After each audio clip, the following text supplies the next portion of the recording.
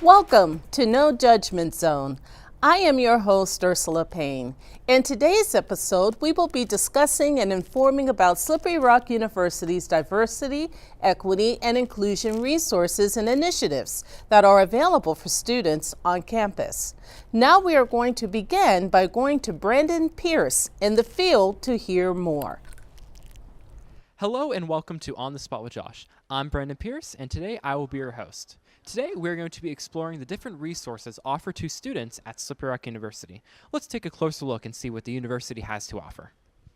First, let's hear what the students at Slippery Rock University know about different resources offered at Slippery Rock.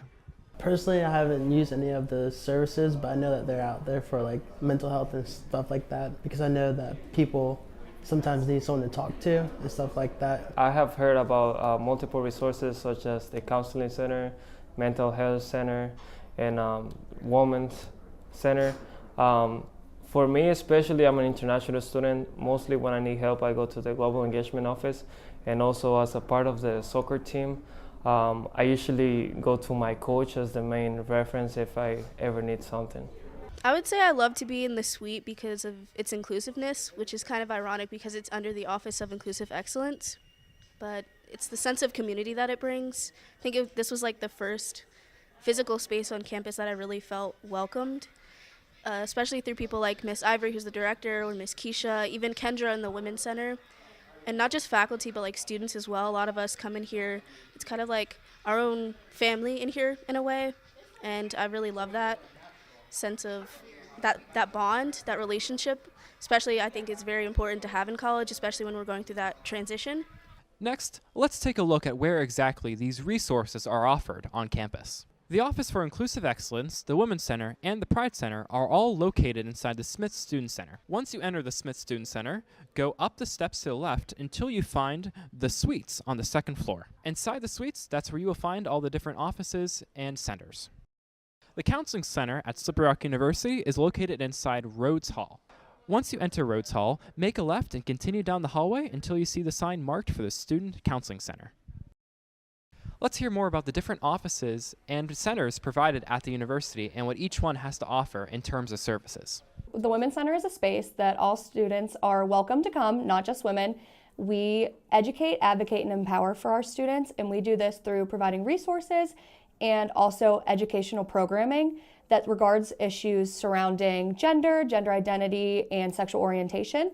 We have a plethora of books in our library in our centers, which students are able to either read there, check out with one of our student employees. We have a lounge that they're able to come, do homework, relax. We also have computers that they're able to utilize there as well. With that in the space, we have a breastfeeding room, and students, faculty, staff, anyone is welcome to come if they need to breastfeed, debrief, anything, they're able to use that space. As well as we have Dr. Jennifer Culver from the Counseling Center. She's a diversity counselor. She comes a couple hours a week, and she provides drop-in counseling hours for students who may not feel comfortable going to the Counseling Center or really just need a different space that they're able to speak in. So I have used the Counseling Center and the Student Health Center on campus, but primarily the Counseling Center. And honestly, it's really helpful. I've been going there. I started going last semester to help manage my stress with classes and everything. I was having some mental health issues that I needed help with and couldn't get a counselor outside. And honestly, they're fantastic. The front desk there, really sweet, really welcoming. The counselors there, especially the one I see, they're really good at their jobs. It definitely helps me a lot. Even the walk-in center, they have walk-in appointments that you can just go in if you don't have a scheduled appointment. They're really helpful there too. It's definitely been very beneficial, and it's definitely helped me a lot over these past 2 semesters. I've never personally used a counseling center before, but I've had a few friends who've gone there. They said that the resources there, that everyone's helpful, whether that's you have stress through school, something outside of school happens, they're trained professionals. They'll make you feel comfortable. They won't throw you under the bus or anything. You won't have to worry about getting in trouble. I mean, like I said, personally, I've never used it, but I've had friends who've used it and they've said it went good, so. The Pride Center is a space for all students, not just LGBTQI+ students, but also allies to come, really just have a safe space for them to relax, hang out, and just get together as a group. Really, we focus on the awareness and education of the LGBTQI+ community and providing resources and other educational campus-wide diversity programming for them. With this, we also have resources such as a plethora of books in our library. Students are also able with that to check out books they can read in the space. We have a lounge in there. We also have computers for that students can do homework. That's all for On the Spot with Josh today. My name's Brandon Pierce. Stay tuned after the commercial break to hear more about the different resources offered at Slippery Rock University.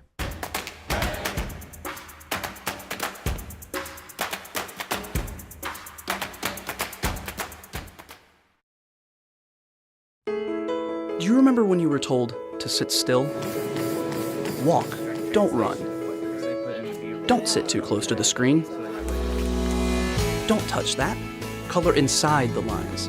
At Slippery Rock, we inspire the motion, the music, and the moments of challenge that allow you to be your best, now and in the future. Slippery Rock University. Experience the difference. Do you remember when you were told not to play with fire? You were told to be quiet. When they said caring wasn't in your generation's DNA. When they said stop playing with toys. Do you remember when they said stop dreaming? At Slippery Rock, we inspire the dreams, the noise, the caring to challenge you to be your best, now and in the future. Slippery Rock University. Experience the difference.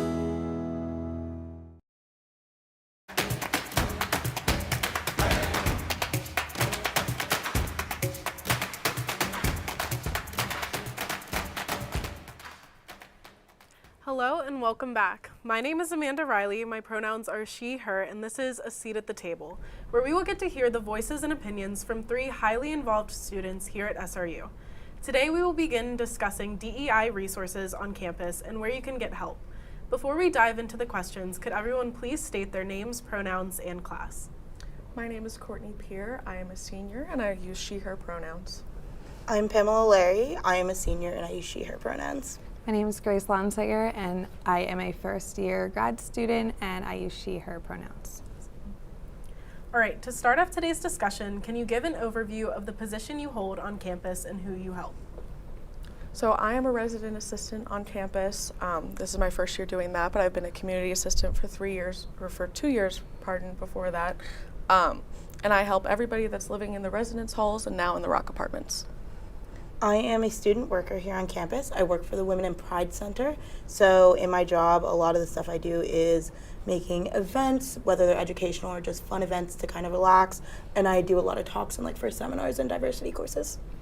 My position is graduate assistant for the Veterans Center and multicultural programming. I work basically all encompassing with the diverse populations on campus. And I'm a first seminar peer leader, so I help our first year students with transitioning into their first year here at SRU. So before you came into this leadership role on campus, were you aware of any of the resources you know about now? I think for me, I heard a lot about them, but it wasn't until I was actually in the position that I learned a lot more, especially working in the Pride Center. I learned a lot more about the LGBT resources that we have on campus, so I think that's something really cool that I was able to open my eyes to. Yeah, I think like being an undergrad here, I didn't really utilize any of the resources, but going into this position, I've learned so much more, and I try to branch it out to all students now that I know about everything. Yeah, I got my start in residence life my sophomore year, so I think before that, I really wasn't familiar with much of the diversity resources, but we were trained to know a lot of the different resources and know where to send people, so I know a lot more now. Coming in as a freshman, I was part of the Jumpstart program, and that helped me to learn about a lot of resources on campus. But being a first seminar peer leader, they train us as well of all the resources that we're supposed to know about for our students. If a fellow student came to you with concerns of their friend group, not including them, and they feel it is because of their personal identity, do you feel SRU's current resources could help this student find a resolution to this problem? I feel like the current resources are amazing, especially working within the office and just seeing Res Life in First. I think they're given out to students in certain ways, but I think the education on these resources further is definitely needed because they're out there, but I don't know if all students know about it. I think definitely, especially because in this scenario, the student's having trouble getting friends that kind of relate to them. I think reaching out to those orgs, so we have like, I know through our office, we work a lot with Rockout, GISO, and BAS, which is the Black Action Society. And I know personally, like within Black Action Society, it was the first time I've in a large group of students that kind of identify with me. So I think reaching out to those different orgs that we offer on campus is a great way of finding those people that can connect with you and finding kind of your home here. Yeah. Through residence life, we definitely try to reach out and make sure that, those students would be able to have access to the resources that they would need, point them in the direction of these organizations. And also we would want to make sure that we would file a care referral for them, just so, our care referrals go through student support here at Slippery Rock, and that helps them to get the emotional help they need, or any other resources that might be above, the undergraduate or graduate level. So, I was a tour guide for a short period of time, and during that we found out that there's over 150 organizations on this campus, and they're still growing. So there seems to be something for everybody in that sense, but it's awesome to let the students know of those resources too. Yeah. So do you encourage those around you to get involved in diverse discussions? If so, how, and is everyone accepting of getting involved? I definitely facilitate it. Well, within our office, we have the diversity dialogues on Tuesday, and those are guided, facilitated discussions to talk about diversity, which is really important. And then also, like working within the Veterans Center, there's always that stereotype that they're not open to like the LGBTQIA community or the Women's Center. So talking to the veterans or talking to the LGBTQIA community and understanding that stereotypes need to be brought down and you need to look at the person as an individual is really important. I also feel like we were talking about allyship is really important as well, because just because you're not a part of a certain community doesn't mean you can't show up to their events or support them in any way as well. Yeah, I know in my position, a lot of what I do is going into first seminars, I've done PowerPoints on consent, allyship, diversity, intersectionality. So when you open up those conversations to people, you'll be amazed how much they want to be involved. They just don't know how to be the first person to start it. So when you open up the discussions and you allow people that kind of room to speak and ask questions where they feel comfortable and not judged for it, whatever they may be asking, it's amazing kind of what conversations you can start and what different opinions you will bring up. Yeah, as far as residence life, the CAs do a great job of creating all of these programs to really help not only push those resources, but also, we bring in, professionals from those organizations, and we try to, make sure everybody learns something new while they're living in the res halls. Yeah, my talk on allyship, I made it just for residence life, and it was great. There were so many different students there. Most of them didn't. It was specifically for BIPOC and LGBT students, how to be an ally to those people in those communities. And it was great because most of them didn't fall within those communities, but they wanted to know. They wanted to be a part of the discussion and know how they can use their voices to help those around them. Right. Yeah, for sure. Yeah. All right, well, that is all the time that we have for today. Thank you for this extraordinary discussion and for taking a seat at the table. Stay tuned after the commercial break for One-on-One, where we will hear an expert's opinion on DEI initiatives and resources here at SRU.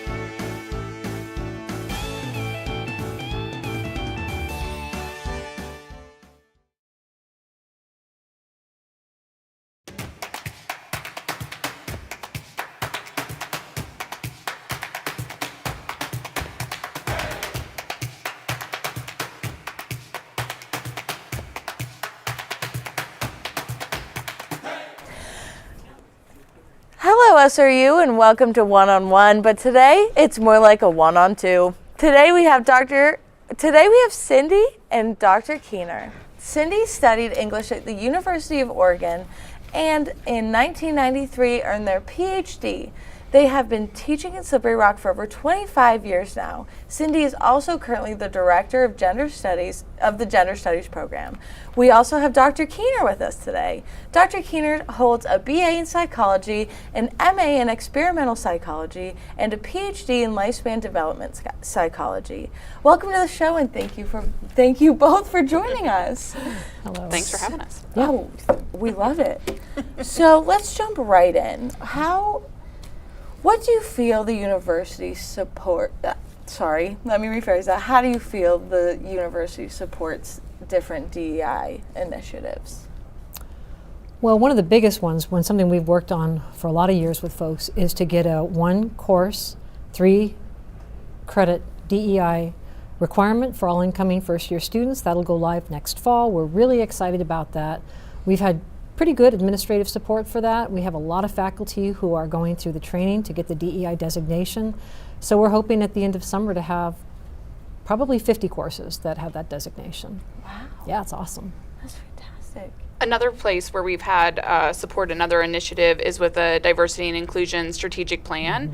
We've worked on that for over 2 years. It's in a draft form now. It's supposed to be part of the university strategic plan.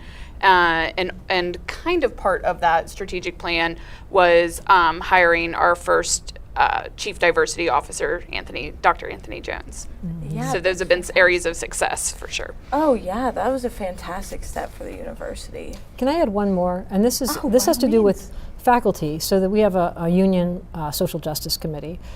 But we did some research. We published a white paper, and it's on invisible labor. And it matters a lot, and it matters to students too, because a lot of students on this campus, as we know from the panel that just presented, we know that students do a lot of the heavy lifting. That's often done by underrepresented groups and marginalized and discriminated against groups. So what we know for faculty is that people of color, women, LGBTQAI plus faculty and international faculty do a disproportionate amount of labor, and it's chronically undervalued. So we've published this paper, and we have revised the ways in which course evaluations are done to kind of address implicit bias that may impact particular faculty. So those are big steps. And I think that's important for students because for some of what Cindy said, but also because in order to have a diverse faculty, we need to have a faculty who feels like this is a place where they belong, which means that there's equity and inclusion. So we can recruit diverse faculty, administration, and students, but do they stay and are they successful here?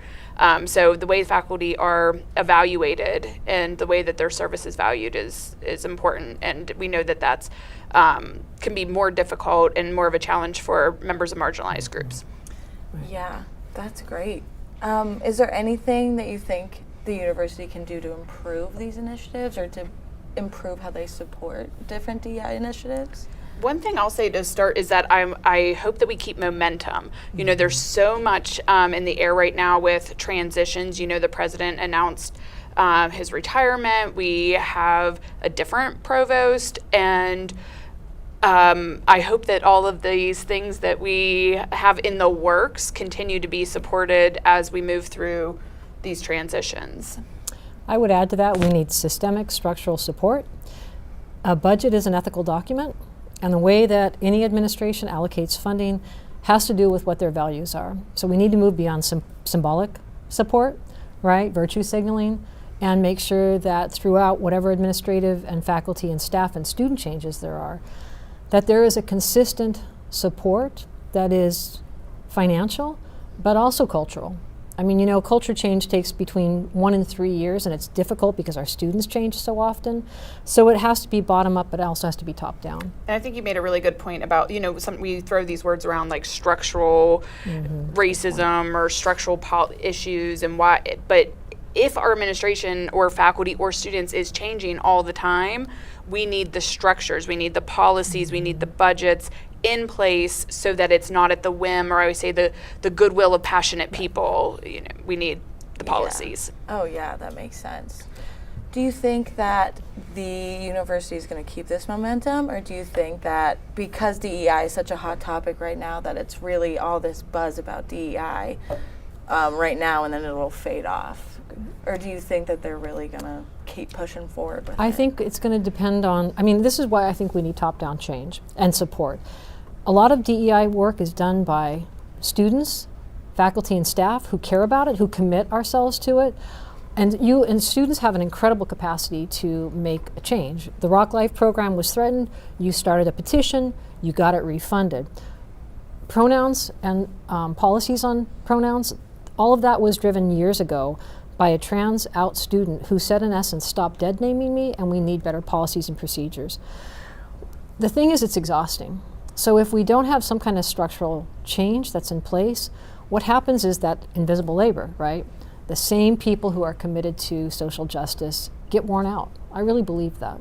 And students can keep the momentum going and keep the pressure going. You know, I think that Cindy and I see ourselves as advocates on campus and see part of our role as keeping these issues on the forefront, and if we're silent about them, they're easily ignored. They're easily ignored. And so students, you all just don't even know how powerful your voices are. You're way more powerful than me or Cindy are. And as a collective, when you come together on something, things happen. So just remember how powerful you all are. Oh yeah. Do you think you see enough students gathering together to push this movement forward? I think we need better structures for collective action by our students. I think that the fact that a lot of students don't understand what resourcing is available is something we need to do a better job of educating them on and advocating. So I think in some ways I think it depends on the students, right? And sometimes it depends on the national climate. Right now, with political polarization at the center of so much discourse, my God, what an opportunity to collectively take action and fight against what is sometimes really terrifying challenges, whether that's anti-trans bills.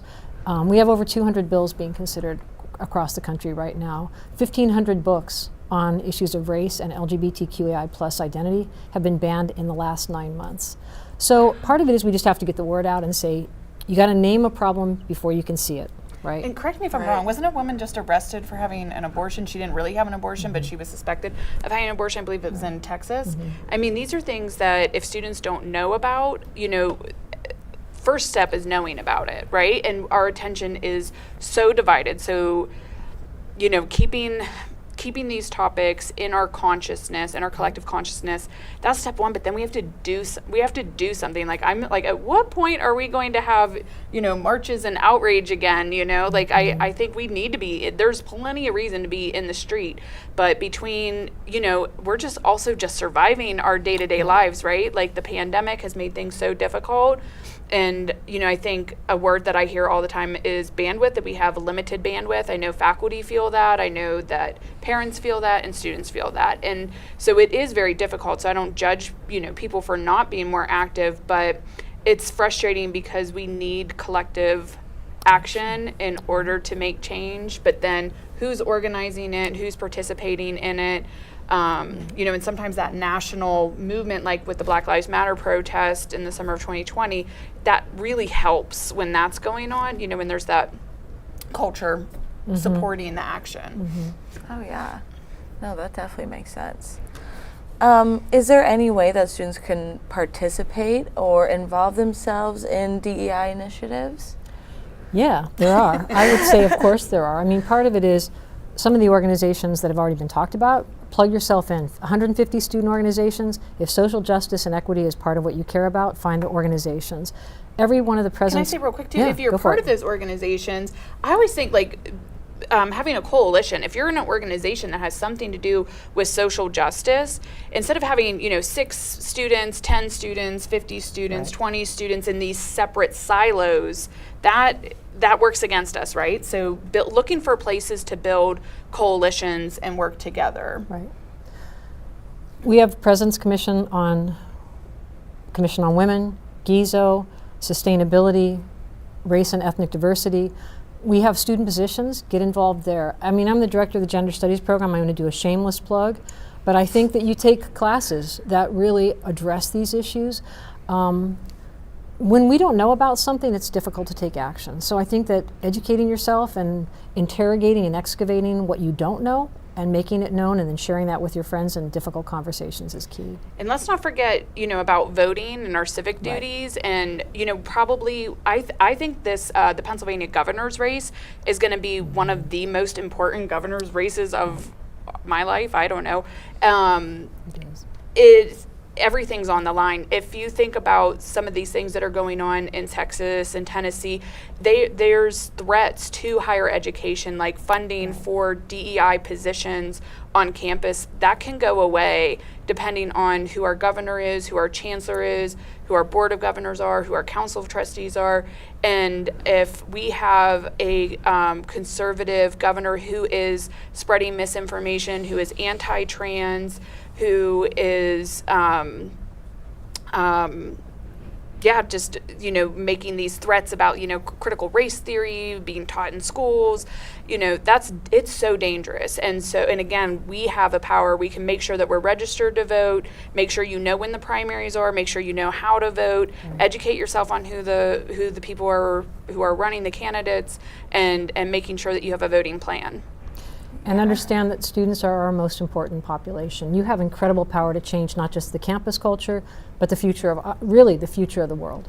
Of course, and I feel like that's really important for us to hear, especially with our audience. And sadly, that's all the time we have today, but it was fantastic talking to you. Thanks. Thank you so much, Cindy and Dr. Geitner, for coming. Tune in after the commercial break to hear more on next week's episode.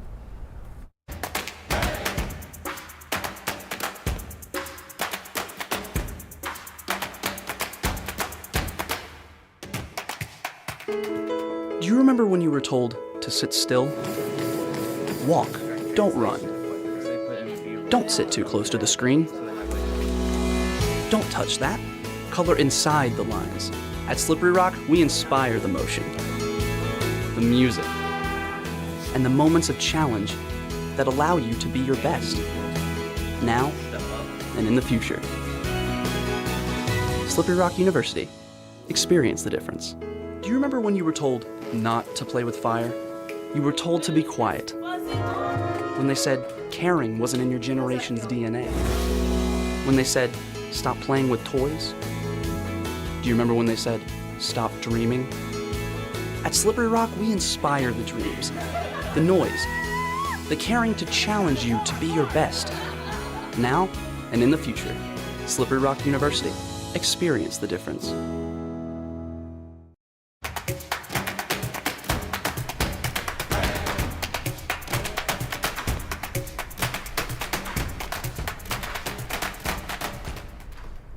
Thank you for tuning in to this episode of No Judgment Zone. Please make sure to tune in again next Tuesday. We are looking forward to having a very special episode to discuss advancing diversity, equity, and inclusion at Slippery Rock University. It will air at 5:30 p.m. on April 26th to WSRU-TV's YouTube, and it will also be our final episode. Take care.